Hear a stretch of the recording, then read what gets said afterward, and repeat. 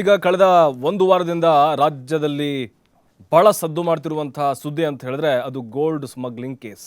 ಪಟಾಕಿ ಪೂರಿ ಬಿಸ್ಕೆಟ್ ರಾಣಿ ರನ್ಯಾ ರಾವ್ ಏನಿದ್ದಾಳೆ ಆಕೆಯ ಅವ್ಯವಹಾರಗಳು, ಈ ಸ್ಮಗ್ಲಿಂಗ್ ಕೇಸ್ನ ಸ್ಫೋಟಕವಾದಂಥ ಅಂಶಗಳು ಒಂದೊಂದೇ ರಿವೀಲ್ ಆಗ್ತಾ ಇದೆ. DRI ಅಧಿಕಾರಿಗಳು ಜೊತೆಗೆ CBI ಕೂಡ ಎಂಟ್ರಿ ಕೊಟ್ಟಿದ್ದಾಗಿದೆ. ಬಟ್ ಇದು ರಾಜಕೀಯ ಲೇಪನವನ್ನು ಕೂಡ ಪಡೆದುಕೊಂಡಿದೆ.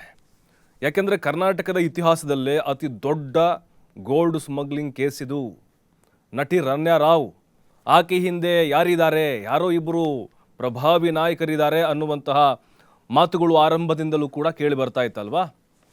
ನೋಡಿ, ವಿಧಾನಸಭೆಯಲ್ಲೂ ಕೂಡ ಕಲಾಪದಲ್ಲಿ ಈ ವಿಚಾರ ಪ್ರತಿಧ್ವನಿಸಿತು. ಪರಮೇಶ್ವರ್ ಅವರಿಗೆ ನೇರವಾಗಿ ಪ್ರಶ್ನೆಗಳನ್ನು ಕೇಳಿದ್ದಾರೆ. BJP ಶಾಸಕ ಸುನಿಲ್ ಕುಮಾರ್ ಸೇರಿದಂತೆ ಸಾಕಷ್ಟು ವಿರೋಧ ಪಕ್ಷದ ನಾಯಕರು. ಯಾರಿದ್ದಾರೆ ರನ್ಯಾ ರಾವ್ ಹಿಂದೆ? ಯಾಕಂತ ಹೇಳಿದ್ರೆ ಅವತ್ತು ಮಾರ್ಚ್ 3ಕ್ಕೆ ಏರ್ಪೋರ್ಟ್ನಿಂದ ಬರುವಂಥ ಸಂದರ್ಭದಲ್ಲಿ ಆಕೆಯನ್ನು ಅರೆಸ್ಟ್ ಮಾಡಿದಾಗ ಆಕೆ ಯಾರೋ ಒಬ್ಬ ಪ್ರಭಾವಿ ನಾಯಕನಿಗೆ ಫೋನ್ ಮಾಡಲಿಕ್ಕೆ ಮುಂದಾಗ್ತಾಳೆ. ಆ ಸಂದರ್ಭದಲ್ಲಿ DRI ಅಧಿಕಾರಿಗಳು ಆಕೆಯ ಫೋನನ್ನು ಕಸಿದುಕೊಳ್ತಾರೆ.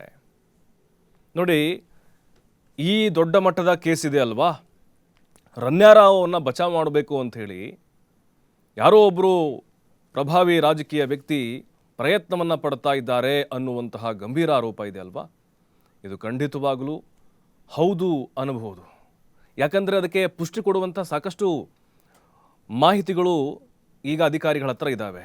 ಆಕೆಯ ಮೊಬೈಲ್ ಚೆಕ್ ಮಾಡಿದಾಗ ನಿರ್ಮಾಪಕರು, ನಿರ್ದೇಶಕರು, ದೊಡ್ಡ ದೊಡ್ಡ ರಾಜಕಾರಣಿಗಳು, ಸೆಲೆಬ್ರಿಟಿಗಳು, ಉದ್ಯಮಿಗಳು ಲಿಂಕ್ ಇರೋದು ಗೊತ್ತಾಗಿದೆ. 12 ಎಕರೆ ಭೂಮಿ ಮಂಜೂರಾಗಿದ್ದು KIDBಯಿಂದ, ಸಹಕಾರಿ ಬ್ಯಾಂಕ್ನಿಂದ ಹಣ ದುಡ್ಡು ಆಕೆಯ ಅಕೌಂಟ್ಗೆ ಟ್ರಾನ್ಸ್ಫರ್ ಆಗಿದ್ದು, ಇದೆಲ್ಲವನ್ನು ನೋಡ್ತಾ ಇದ್ರೆ ಹೌದಪ್ಪ ಇರ್ಬೋದು ರನ್ಯಾ ರಾವ್ಗೆ ಘಟಾನುಘಟಿ ನಾಯಕರ ಜೊತೆ ಲಿಂಕ್ ಇರ್ಬೋದು ಅಂತೇಳಿ ಸರ್ಕಾರಕ್ಕೂ ಕೂಡ ಇದು ಒಂದು ರೀತಿ ಮುಜುಗರ ಆಗ್ತಾ ಇದೆ.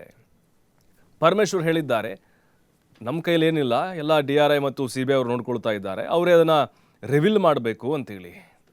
ಯಾಕಂದರೆ ನಮಗನ್ನಿಸ್ತಾ ಇದೆ ಈ Ranya Rao gold smuggling case ಹಿಂದೆ ಒಂದು ದೊಡ್ಡ ಜಾಲ ಇದೆ ಅಂಥೇಳಿ.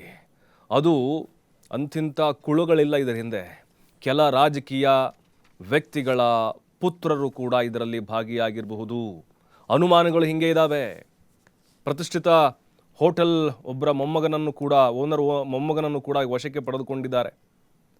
ರನ್ಯಾ ರಾವ್ನ ಕೋರ್ಟ್ಗೆ ಹಾಜರುಪಡಿಸಿದಾಗ ಕಣ್ಣೀರು ಹಾಕಿಬಿಟ್ಲು. ತಲೆಗೆ ಸುತ್ತಿಗೆಯಿಂದ ತೊಗೊಂಡು ಹೊಡೆದಂಗೆ ಪ್ರಶ್ನೆಗಳನ್ನ ಕೇಳ್ತಾ ಇದ್ರು ಅಧಿಕಾರಿಗಳು. ಕಣ್ಣೀರು ಹಾಕಿಬಿಟ್ಲು ಕೋರ್ಟ್ ಜಡ್ಜ್ ಮುಂದೆ. 14 ದಿನ ನ್ಯಾಯ ಬಂಧನ ಕೊಟ್ಟರು. ಬಟ್ ಈಗ ಕರ್ನಾಟಕದಲ್ಲಿ ಏನೇ ಒಂದು ದೊಡ್ಡ ಸ್ಕ್ಯಾಮ್ ಆದರೂ ಕೂಡ ಅದರ ಹಿಂದೆ ರಾಜಕೀಯ ಕರಿನೆರಳು ಇದ್ದೇ ಇರುತ್ತೆ. ನೋಡಬೇಕು, ಗೊತ್ತಿಲ್ಲ ಆ ಹೆಸರು ರಿವೀಲ್ ಆಗುತ್ತಾ ಇಲ್ವಾ ಅಂಥೇಳಿ. ಯಾಕಂತ ಹೇಳಿದ್ರೆ ಈ ಒಂದು ಪ್ರಕರಣದ ಹಿಂದೆ ನೋಡಿ, ಅವರ ತಂದೆ ಕೂಡ ಒಬ್ಬ IPS ಅಧಿಕಾರಿ, ಹಿರಿಯ ಪೊಲೀಸ್ ಅಧಿಕಾರಿ, ಮತ್ತು ಗಂಡ ಏನಿದ್ದಾರೆ ಒಂದು ಉತ್ತಮ ಕುಟುಂಬದಿಂದ, ರಾಜಕೀಯ ನಂಟು ಹೊಂದಿರುವಂಥ ಕುಟುಂಬದಿಂದ ಬಂದಂಥವ್ರು. ಸಹಜವಾಗಿಯೇ ಈಕೆಗೆ ಲಿಂಕ್ ಇದ್ರೂ ಇರ್ಬೋದು ಅನ್ನೋದು ಕೂಡ ಸಾಮಾನ್ಯವಾಗಿ ಚರ್ಚೆ ಆಗಿರುವಂಥ ವಿಚಾರ.